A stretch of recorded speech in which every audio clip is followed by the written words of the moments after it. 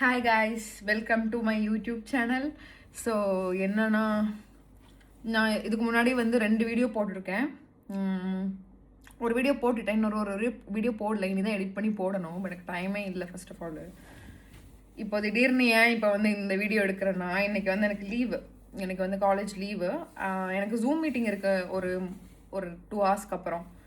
நான் காலையில் இப்போ பேங்க் அக்கௌண்ட் ஒன்று க்ரியேட் பண்ணிட்டு வந்தேன். அதுக்கப்புறம் வந்து இங்கே வந்து we have to declare our residence. நான் இங்கே தான் தங்கியிருக்கேன் அப்படின்னு சொல்லி வி ஹாவ் டு டிக்ளேர்.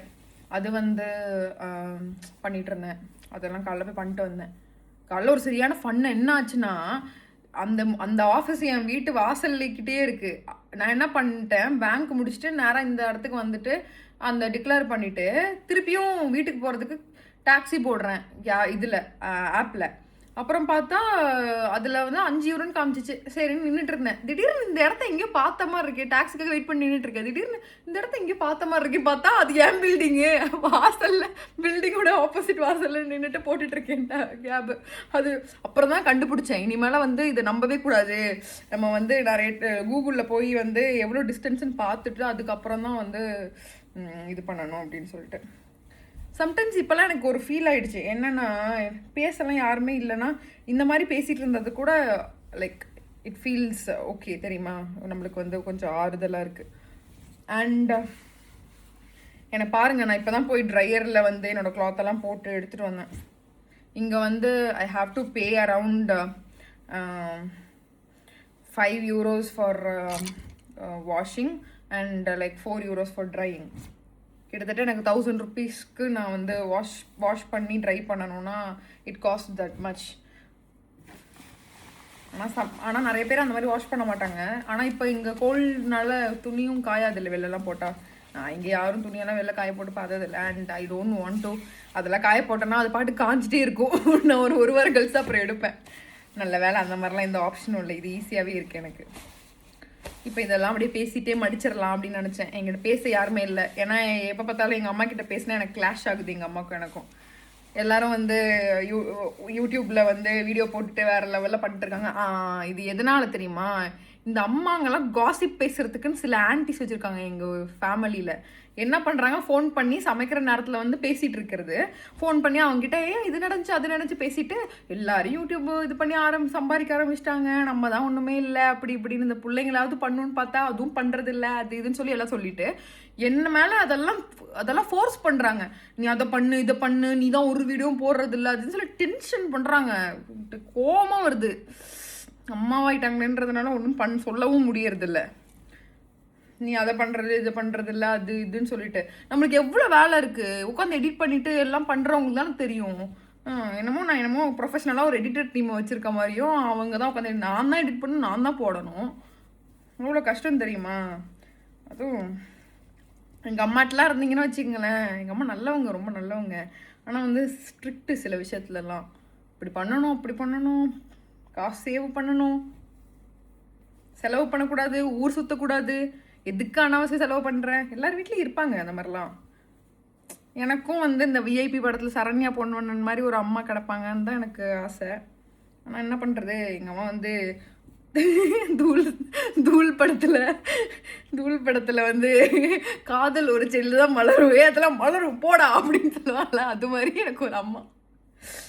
ஆனால் ரொம்ப நல்லவங்க மனசளவில், ஓகேவா. பட் ஆனால் எங்ககிட்ட தான் அப்படிலாம் ஸ்ட்ரிக்ட்டு. ஊரில் இருக்க எல்லாவங்களுக்கும் ரொம்ப நல்லவங்க. வீட்டுக்கு வர்றவங்க வாங்கப்பா ஐயோ சாப்பிடுங்க அப்படி சொல்லி ஹாஸ்பிட்டாலிட்டிலாம் எங்கள் வீட்டில் வேறு லெவலில் இருக்கும். ஆனால் வந்துட்டு எங்களை பார்த்தா மட்டும்தான் என் தம்பி என்ன பார்த்தோம்னா காண்டாகும் போல் எங்கள் அம்மாவுக்கு. இவனுங்கெல்லாம் பெற்று வளர்த்து இன்னத்துக்கு அப்படின்னு டென்ஷன் ஆகுறாங்க. எங்கள் அம்மா ஒரு தங்கம்மா, எப்போதுமே எங்களுக்கு சப்போர்ட் பண்ணி பேசலாம் மாட்டவே மாட்டாங்க. அவனுங்க அப்படி தான் பண்ணியிருப்பானுங்க அப்படின்னு சொல்லுவாங்க. மற்ற அம்மாங்கெல்லாம் என்னோட பெரியம்மாலாம் இருக்காங்க. அவங்கெல்லாம் அவங்க பசங்களை ஐயோ தங்கம் சாப்பிட்டியாடி அப்படின்னு எங்கள் அம்மா பண்ணா என்ன பண்ணுற அப்படின்னு கேட்பாங்க. சாப்பிட்டியா அந்த மாதிரிலாம் தங்கம்லாம் எங்கள் அம்மாலாம் அப்படிலாம் சொன்னதே கிடையாது. அதனால என்ன பண்ணுறது பாருங்க, குடும்பம் எப்படி இருக்காங்கன்ட்டு. குடும்பத்தில் ஒரு ஆறுதலாக எதுவுமே பண்ணுறது கிடையாது. எங்கள் அப்பா தான் வேறு லெவல் தங்கமானவர். சாப்பிட்டியா என்ன பண்ண அது இதுன்னு கேட்பாரு. ஆனால் நான் அவரை டிஸ்டர்ப் பண்ண வேணான்ட்டு ஃபோன் பண்ணுறது கிடையாது. ஃபோனை பண்ணி எனக்கு நீ பேசுறதே இல்லைன்னு புலம்புவாங்களாம். ஃபோன் பண்ணால் மட்டும் ஏதாச்சும் ஒரு டாபிக் இழுத்துட்டு வந்து சண்டை போட்டு ஏய் வைடி ஃபோன் நீ அப்படின்னு சொல்லிட்டு போயிடுவாங்க. எப்போதும் கிளாஷ் ஆகுது. நான் அம்மா பொண்ணே கிடையாது, என் தம்பி தான் அம்மா பையன். எப்போதுமே இந்த ஆம்பளை பசங்கள்லாம் அம்மா பசங்க, பொண்ணுங்கள்லாம் அப்பா பொண்ணு. ஏன்னா இந்த அம்மாங்கள்லாம் நம்மளை வந்து என்னமோ எங்கள் அம்மாலாம் என்னெல்லாம் வந்து ஏதோ நான் அவங்களோட மருமக அப்படி கொடுமைப்படுத்தணும் அது மாதிரி பண்ணுறாங்க. எனக்கு வந்து அவங்க அம்மா ஃபீலே வர மாட்டுது எனக்கு. எங்கள் அப்பா தான் அம்மா அப்பா எல்லா அம்மாவும் பேசுவார். ஐயோ இதுக்கு வேற எங்கள் அம்மா காண்டாயிடுவாங்களே, அடி பாவி என்னை பற்றி போய் இப்படிலாம் சொல்லிட்டு இருக்கியா நீ என் பிள்ளையே இல்லை வச்சிருந்துருவாங்க. ஆனால் உண்மை சொன்னால் உண்மையாக தானே சொல்கிறேன். மனசில் என்ன இருக்கோ அது தானே சொல்ல முடியும். ஐயோ போச்சு, என் வீட்டில் என்னை ஒதுக்கி வைக்க போகிறாங்க எங்கள் அம்மா. இங்கே பாருங்கங்க வீடியோவில் இப்படிலாம் சொல்லிட்டா இவ என்ன நினைப்பாங்க எல்லாரும் என்னை பற்றி. இப்போவும் சொல்லிட்டேன் டிஸ்க்ளைமர் பாருங்கள், நான் சொல்கிறேன் எங்கள் அம்மா ரொம்ப நல்லவங்க. ஆனால் வந்துட்டு சம்டைம்ஸ் வந்து இப்படிலாம் பண்ணுறாங்க. தெரியல, யாராச்சும் பூந்து ஏதாச்சும் பிரெயின் வாஷ் பண்ணி விட்டுறாங்க. அவங்க நல்லவங்க தான், ஃபோனை பண்ணி ஏதாச்சும் சொல்லி விட்டுற வேண்டியது. அப்புறம் நம்மளை வந்து கொடைய வேண்டியது. குண்டா இருந்தா ஒல்லியாகுன்னு சொல்ல வேண்டியது, என்ன குண்டாயிட்டா உன் பொண்ணு அப்படின்னு சொல்ல வேண்டியது. அப்புறம் ஒல்லியானா என்ன தேவாங்க மாதிரி இருக்கான்னு சொல்ல வேண்டியது, ஏதாச்சும் சொல்ல வேண்டியது. ஊரில் உள்ள எல்லாருக்கும் இதே பிரச்சனை தான். எங்கேயாச்சும் போனால் இன்னும் உன் பொண்ணு ரொம்ப குண்டா இருக்கா அப்படின்னு, கண்ணெல்லாம் நல்லா உசுன்னு இருக்குது அப்படின்னு. அப்புறம் வந்துட்டு என்ன தேவாங்க மாதிரி இருக்கா, ஒல்லியாகி போய் எலும்பு தான் தெரியுது அப்படின்னு சொல்ல வேண்டியது. அப்புறம் எந்த ஷேப்பில் தான் நீங்கள் இருந்தால் நீங்கள் பாராட்டுவீங்கன்னு எனக்கு சத்தியமாக தெரில. நம்ம கசின்ஸ்க்கு நம்மளை பாராட்டுற ஒரு இதே கிடையாது யாருக்குமே. ஃபர்ஸ்ட் ஆஃப் ஆல் நம்ம எந்த ஷேப்பில் இருந்தாலும் நல்லா அழகாக இருக்க கொழுன்னு, இன்னும் கொஞ்சம் லைட்டாக ஒல்லியானா ஓகேவா தான் இருக்கும். அப்படி அந்த மாதிரி ஒரு பாராட்டுற, இன்னும் தேவாங்க மாதிரி இருக்க, என்ன குண்டு பூசணிக்கா மாதிரி இப்படி தான் பேசுகிறாங்களே.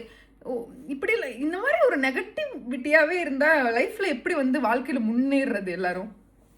எவ்வளோ ஸ்ட்ரெஸ்ஸு. இப்போ நான்லாம் என்னை வந்து என்ன நீ வந்து குண்டா இருக்க அப்படி இருக்க இப்படி நான் எதுவுமே எடுத்துக்க மாட்டேன். இந்த கதையில அந்த கதையில் விட்டுருவேன்.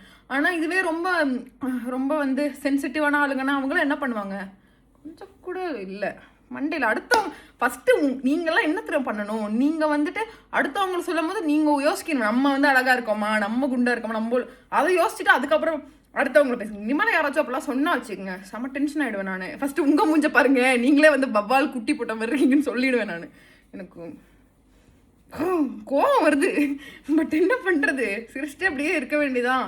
கோவப்பட்டா வேற அசிங்கமாகிடுவோமா, அதனால அப்படியே சிரிச்சிட்டே திட்ட வேண்டியதுதான் எல்லாரையும் அப்படின்னு.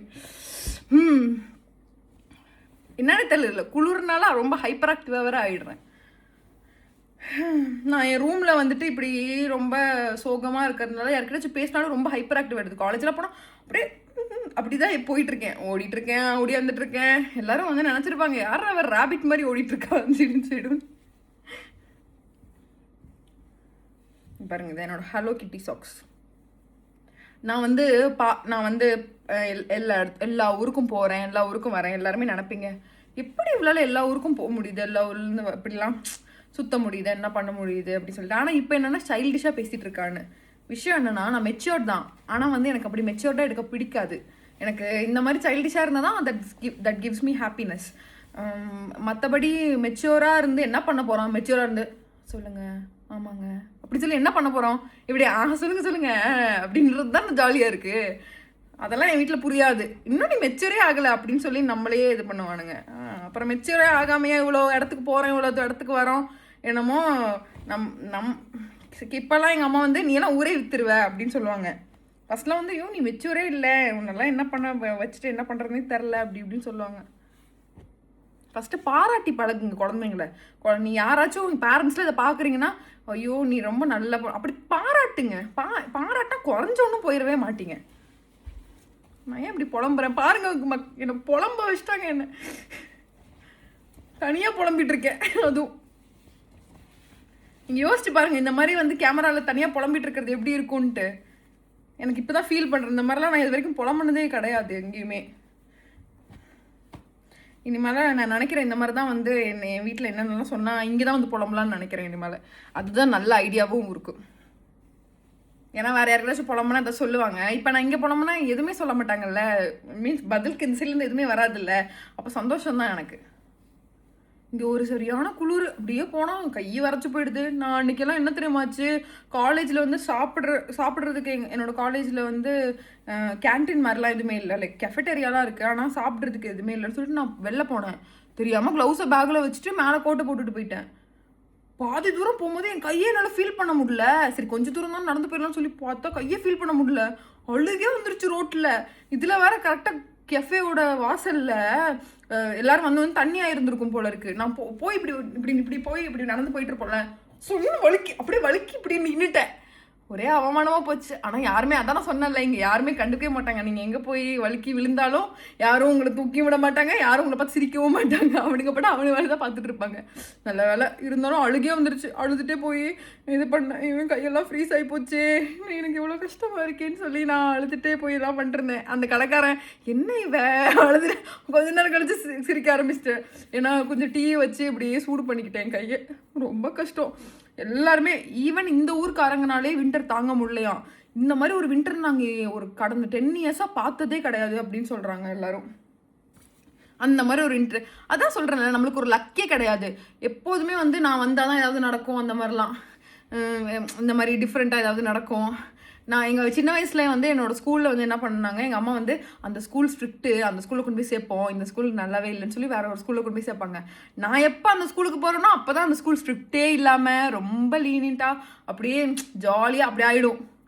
அதுக்கப்புறம் அந்த ஸ்கூல்லேருந்து இந்த ஸ்கூல் மாற்றுவாங்க. அந்த எந்தெந்த ஸ்கூல்லாம் ஸ்ட்ரிக்ட்டுன்னு சொல்லி போய் சேர்க்குறாங்களோ அந்த ஸ்கூல் எல்லாமே வந்து ஸ்ட்ரிக்டே இல்லாமல் ரொம்ப ஜாலியாகி போயிடும்.